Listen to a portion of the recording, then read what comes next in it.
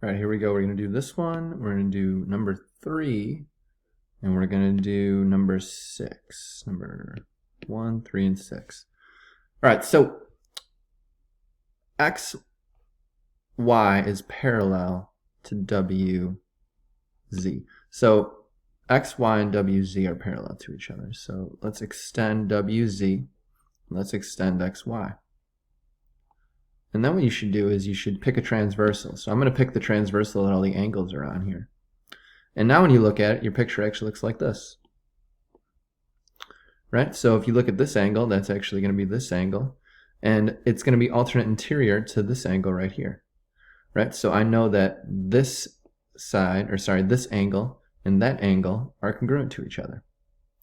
This right here is a distractor. We actually don't need that. And in fact, if you use it, you're going to get it wrong. So this is going to be a system of equations, so let's go ahead and set this up. Let me erase all this stuff here.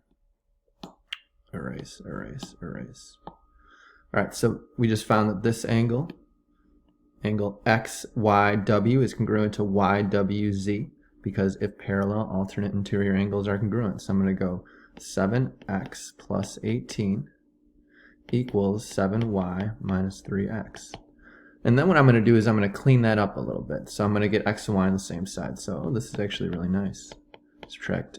Oh, this should be a y here, shouldn't it? Undo. Dang, that would have been nice. 7y minus 3x. So subtract 7x from both sides. And I'm going to get, I'll reorder it a little bit. So negative 10x plus 7y equals 18. So that's going to be one of them. If you want to, you can underline it or put a little box around it. Like I said, this is a distractor. We're not going to use that one, but we also have a given that xy is congruent to zw. xy is congruent to zw. So I can go this equals this because they're congruent to each other. Again, when we made the homework, Ms. Chura was really nice to you because she gave you the tick marks already, but that's something you should be doing, putting your own tick marks in. So 6 minus y equals 5x minus 3. So when I look at this, I'm thinking, okay, I'll probably want to do this one with substitution because the y is already kind of isolated, right? There's already a coefficient of 1 in front of y. So I'm going to get the y by itself. So I got negative y equals 5x minus 9. And then I'm going to multiply everything by negative 1 to get rid of the negative in front of the y. So now what I can do, use your vocab, is I can substitute wherever I see a y in this equation right here, I can plug in negative 5x plus 9.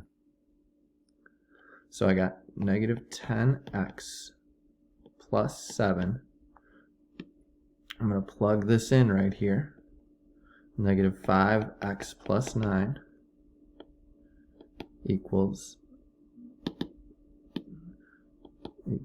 18. Okay.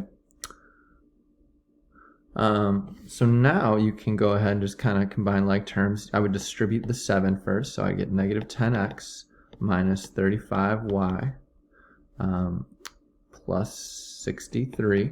Make sure I got my signs right. Equals 18. Oop, this should be an x. First problem in the morning. A little off my game here. Minus 35x. There we go.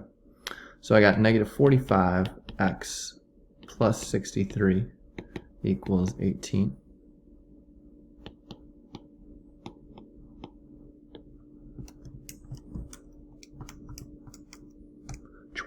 Knew it. Negative 45x equals negative 45. Worked perfectly, so x is going to be equal to 1.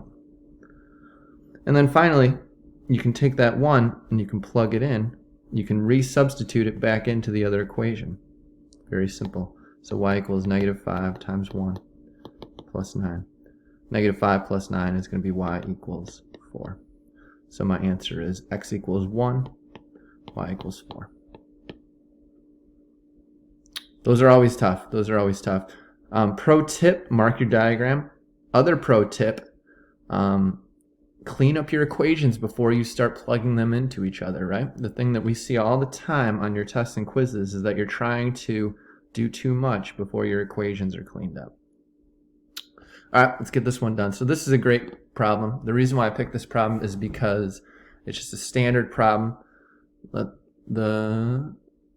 We gotta let the computer catch up here. There we go. So it's just a standard problem, really, really good. If you get this problem, you're probably doing pretty well, right? So AB is parallel to CD. So I'm going to go ahead and I'm going to mark that. AB is parallel to CD. So we mark parallel like that.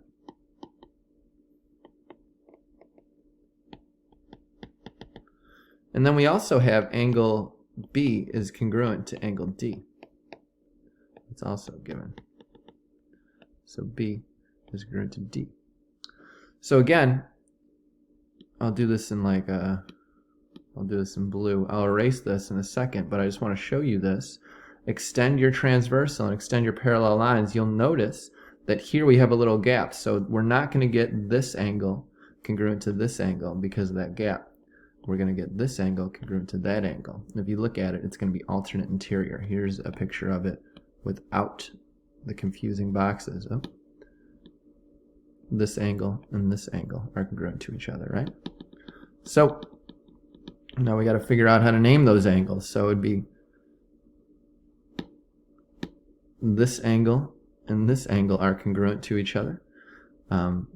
Let's call those angles out. Let's spell those out together. So BAC is congruent to ACD. Notice I'm putting my angle in front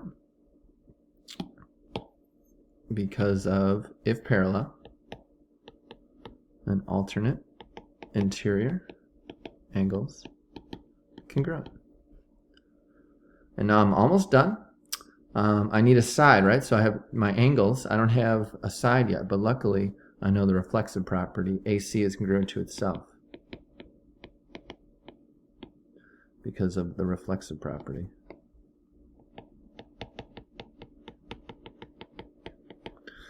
And now we can prove the two triangles are congruent. ABC is congruent to triangle CDA because of angle, angle, side. The side is excluded, so it's going to be two angles and a side with the side excluded. Very good. All right, one more. So this one, we were really nice and we labeled the diagram for you, some of it. So I'm going to combine the first two steps. EJ is parallel to FK, and we know that GJ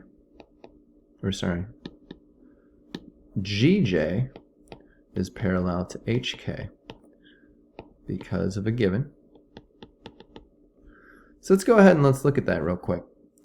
If you look, if I extend this and I extend this and I extend my transversal, look here, we have corresponding angles, right? So I can get those two angles congruent. And then kind of in the same breath, I have corresponding angles here as well. So I already have my two angles. Let's go ahead and let's spell those out together. So let's go, we can call it angle E is congruent to angle, we can't call it angle F because there's more than one angle with the vertex F. So KFG or KFH. I'm going to go KFG because if parallel, corresponding angles are congruent. And then we're going to do the same thing with angle H is congruent to angle FGJ or EGJ or JGE or JGF. Any of those are fine as long as G is in the vertex. So FGJ because for the same reason. So you could say same as 2 or you can just spell it out. If parallel, corresponding angles congruent. So let's go ahead and mark those. I'm not doing a good job yet. There we go. Now I'm doing better. And then you're like, okay, we don't have a side though. Yes, we do. You just haven't written it down yet. EJ is congruent to FK. FK is right here, and EJ is right here. So again, we have one side and two angles. Now you have to decide, we have one side and two angles. Is the side included or is the side excluded? So I want you to think about that. You can go ahead and pause the video.